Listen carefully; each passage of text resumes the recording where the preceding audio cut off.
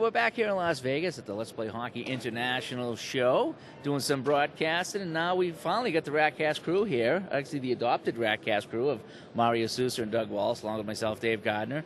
And what we're going to do is get caught up on some of the standings through the American Inline Hockey League right up through, well, this weekend, I would guess. So we're going to turn it over to Dougie Kors.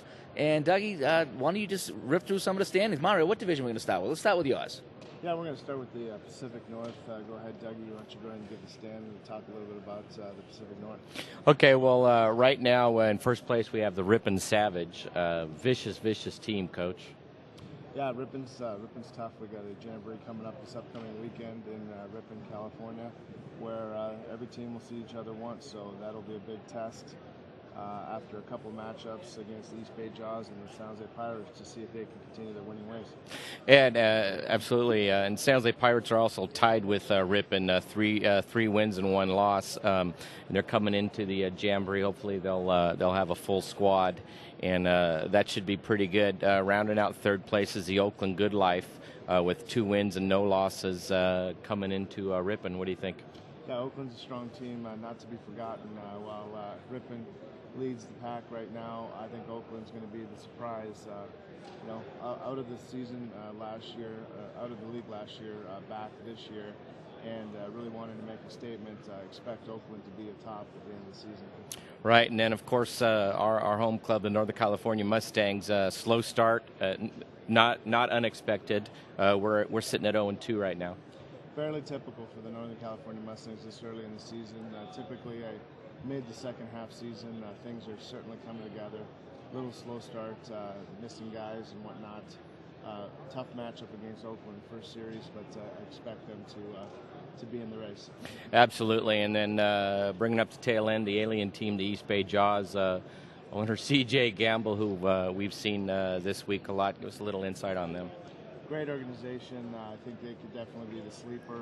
They probably not too many big names, but they definitely play as a team, run a great organization, and they're going to be fighting for that last playoff spot.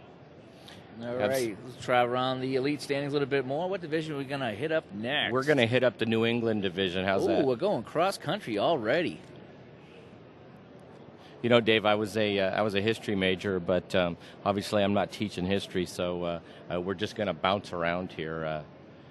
Starting, right on top, Dave, and you can talk. You know more about these clubs than we do. Right in the New England division, we have the Beantown Athletics sitting at 7-3 at top. Yeah, they got off to a really fast start. I think they lost a game or two to Long Island at home, but they were off to a super fast start. It seems like every team out of the Boston, Massachusetts area really gets off to a quick start.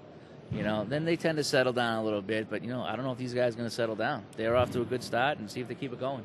Yeah, and then second place, the Long Island 495ers, they're sitting at 4-2.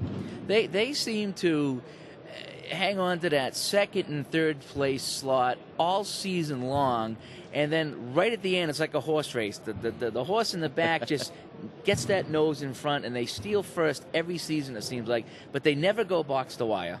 But you can always count on them at the top. And then, of course, my pick, the Rhode Island Militia, sitting at 2-2. I believe I picked them at the beginning of the season. I was impressed with them last year. They were in the third, fourth seed for most of the season. I've always liked some. They got some really good talent on that team. I'm surprised that they're not a little higher. Big addition in Johnny Pinero there. Yeah, absolutely. And then the Suffolk Sharks sitting at 1-3. Does that round out that division? Is there? No, we got the Hartford Fire Ants sitting at 0-4, but I was saving them till the end. So. Yeah, they've only played 4 games through right now. Hartford's another one of those teams that they always get off to a slow start, and then they seem to pick it up and they make a run for the playoff spot at the end.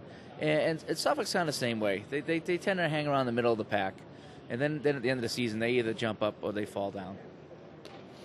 Have you seen any of the games yet, Dave? I unfortunately have not. I was hoping to get to one of the Hartford games in December, but I think we had a snowstorm that killed that travel plan. So unfortunately, I haven't been to any games. We almost made one here in Las Vegas this weekend. We just talked to Dan Corsatia from the Las Vegas team, and he told us he had some good games. And man, we just missed it. If it wasn't for 45 minutes in line at the hotel and 45 minutes in line at the airport, we actually might have made that game.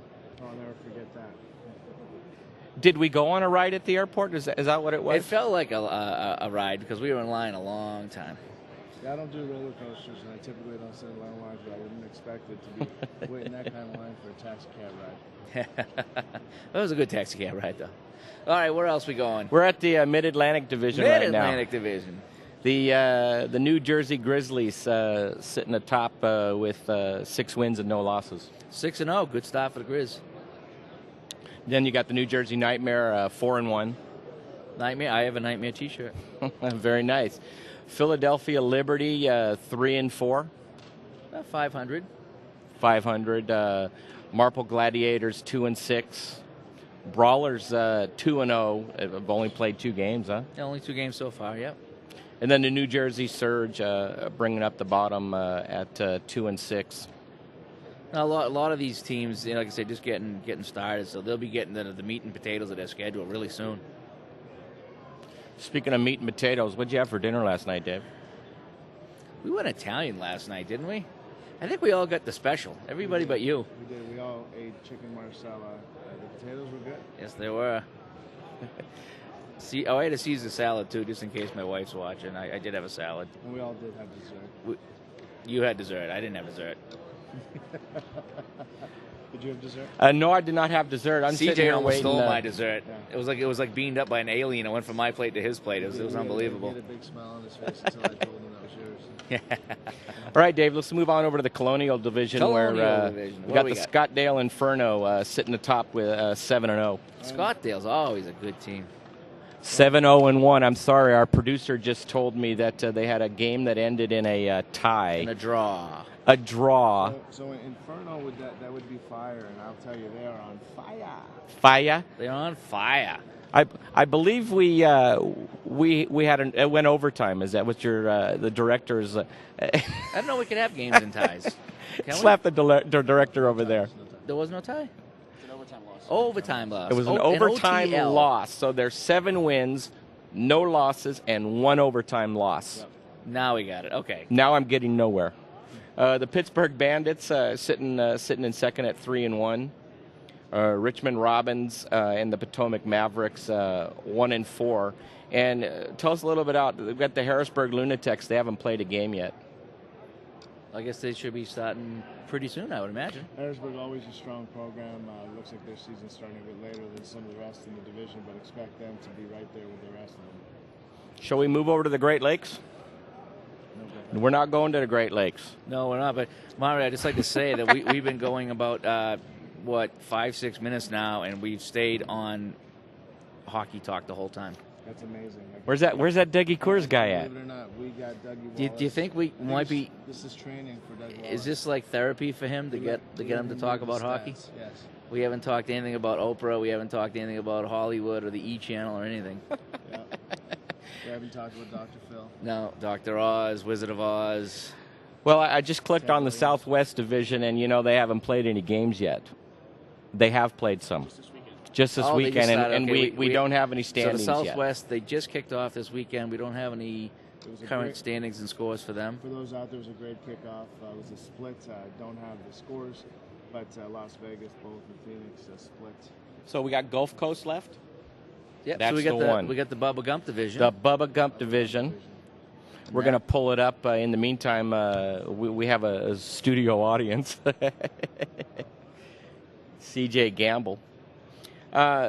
Dave, quickly, where can our shows? We shot a show last night and a pregame warm up. Where can the viewers out there find us? Yeah, if you want to check out some of us, obviously the league website has some videos, aihlhockey.com. And if you want to go directly to YouTube, a couple different places to go would be youtube.com/AIHLhockey. And you could even look for some stuff maybe up on the Ratcast site, ratcastradio.com. Don't forget Facebook. We're all over Facebook. Yes, we are. It seems like we're everywhere. I'm trying to work a deal to get us on the buses up here in Vegas. So. All right. Nice. Okay, so we're over here in the Gulf Coast Division where the Georgia Syndicate, no surprise, 4-2. I had my Georgia Syndicate T-shirt on just last night. Nice. Mississippi Rolling Surge and the Louisiana Sharpshooters are sitting tied for second at 3-1, and the Texas Terror 0-6. Ooh, Texas Terror. They're not instilling much terror into anybody right now. You know, are these teams were they around last season? It almost seems, I don't know, maybe because Texas we haven't covered them. Was the Mississippi Rolling Surge was in Georgia Syndicate. Okay, so the sharpshooters are. Louisiana sharpshooters are new to Yeah, Georgia was down in Orlando, I believe. So, and Well, that rounds out Bubba Gump division. the Bubba Gump division, and I believe you might have some score sheets, Dave. Yeah, this just in. Phoenix was 3-0-1 in the series that just happened this weekend. We just missed it. Like Dave said, long airport wait for a taxi cab. But yeah, Phoenix Dragons 3-0-1 in their first trip to Las Vegas. Nice. And that should round out the elite standings to this point. And we'll come back shortly and take a look at some of the minor league standings. Great. All right, we'll be back on the Ratcast live. Well, not live, recorded, but live. Tape. I believe in the business Tape we call delay. that tape for broadcast. Tape for broadcast, even though we don't use tape anymore. We'll be right back.